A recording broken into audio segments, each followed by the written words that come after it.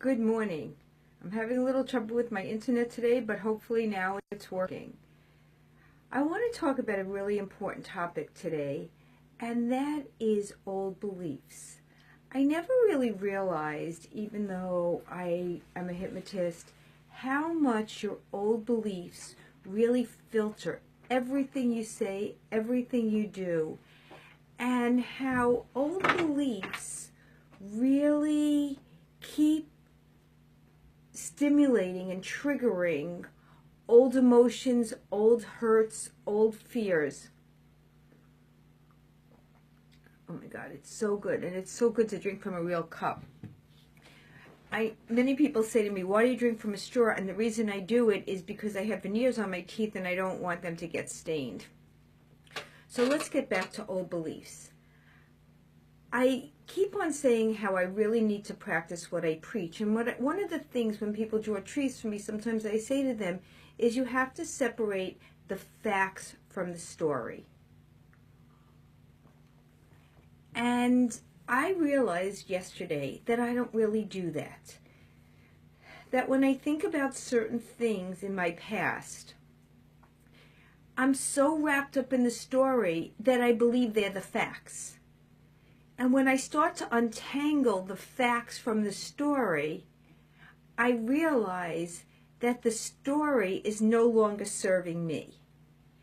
And how important it is to really, every so often, if you see that you're being emotionally triggered, separate the facts from the story. Now, let's just talk about something in my life. And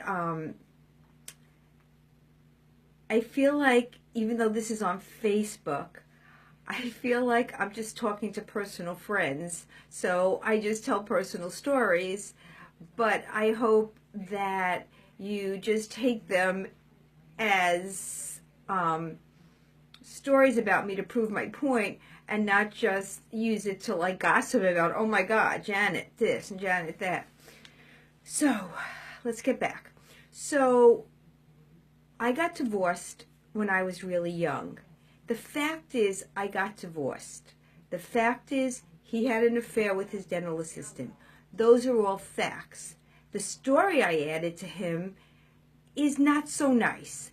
I created a whole story about this monster of somebody that I was married to and that I truly loved, that I grew up with. It's true that we grew apart, and it's true that the marriage ended.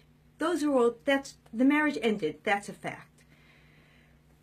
All of the commentary and all of the story that I added to it wasn't serving me anymore because we had a child together and I needed to come to terms and write a new story that served me, that related more to the facts, because I met somebody else and we've been married a really long time, 30 years now. He's a better fit for me. The person that I married from high school and college and dental school wasn't such a good fit for me. Now, that's my story. That's what I added to the story. And it helped me relieve some of the harsh feelings I had, some of the rejection I felt. And now what I'm trying to do is every time an old belief comes up into my mind, because no matter what you say, you can't control your mind not to think those things. You could not give them so much attention, but you can't control your mind not to think about those things. So when old thoughts come up into my mind, that I'm not good enough, I'm not smart enough, I'm not a good athlete, all those old beliefs that I have about myself.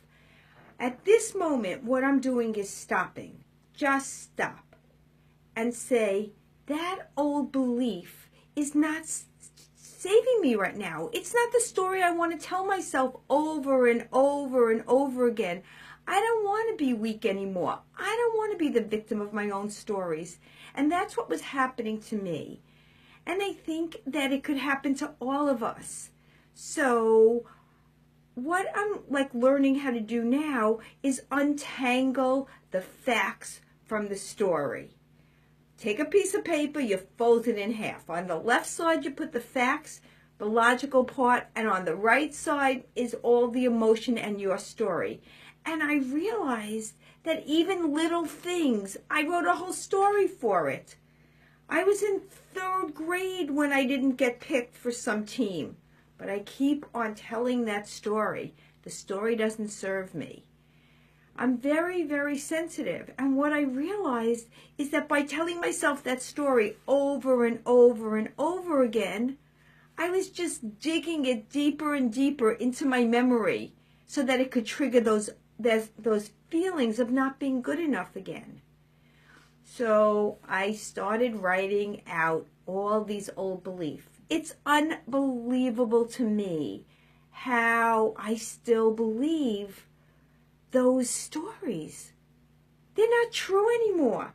Things that my parents told me years ago, they thought it was in my best interest, and maybe at the time it was, but it wasn't always. And I really believed it was always. They never gave me a choice. They never did this. They never did that. And when I really looked at it yesterday, I realized, wow, that just isn't fair. I had to change my story. There were times when my parents were really, really busy. They both worked full time.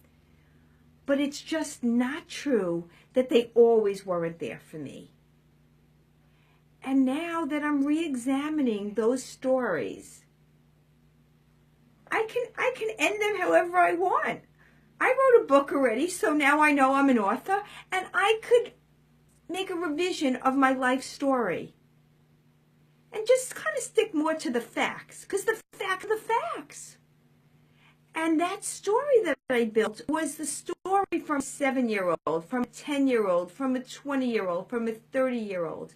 And now that I'm 63, it's really not a good story. It's a childhood story, and I need to rewrite it. And that's like what I'm kind of working on right now in my next book, is how to do it.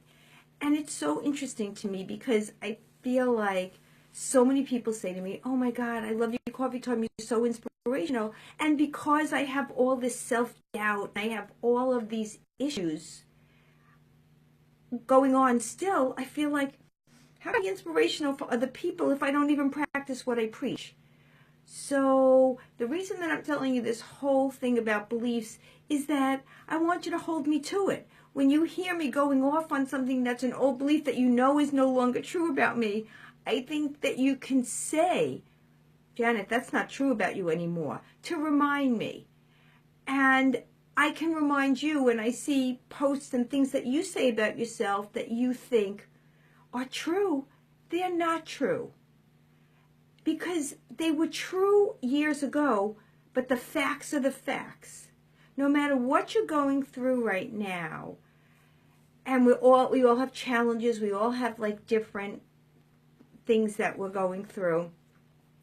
I think it's so important to learn this technique that I'm about to teach you about separating the facts from the story, and then you have the opportunity from your new experiences to change your story and make it a good one. Become the superhero that you always wanted to be. I think that we all can do that. Now, I just want to tell you one thing. Somebody sent me this gift.